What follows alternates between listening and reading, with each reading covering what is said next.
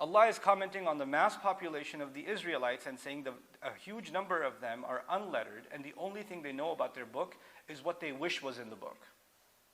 Or their own wishes have now corrupted their opinion of what the book. The Quran never says you have to pray 5 times.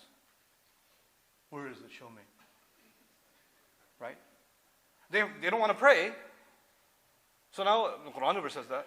Okay, show me where in the Quran I can't do that. Where is it? Where does it talk about beer? Show me. Where is weed? Show it to me. It didn't even exist then, bro, so it's fine. You know? So like, you know, I'm not gambling, I'm just tapping. Where's the finger tapping haram? It's just, you know, you do it in salah too, I'm doing it on the screen. It's nothing. You know what that is? You've already got desires, you want to do some stuff, and now you want to impose that onto the book and say, nah, that's not what the book says. That's what it says. Allah says be kind, bro. Allah says He's going to forgive.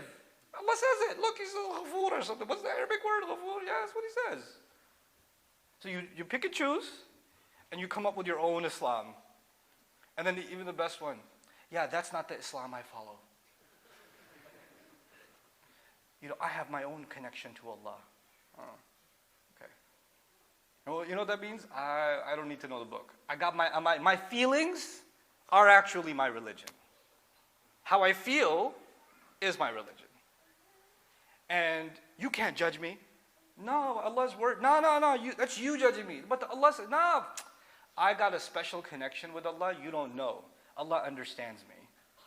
Really. But you don't seem to understand Allah. Right? لا يعلمون الكتاب إلا أماني وإنهم إلا يظنون. And they're doing nothing but making assumptions. They do nothing but make assumptions.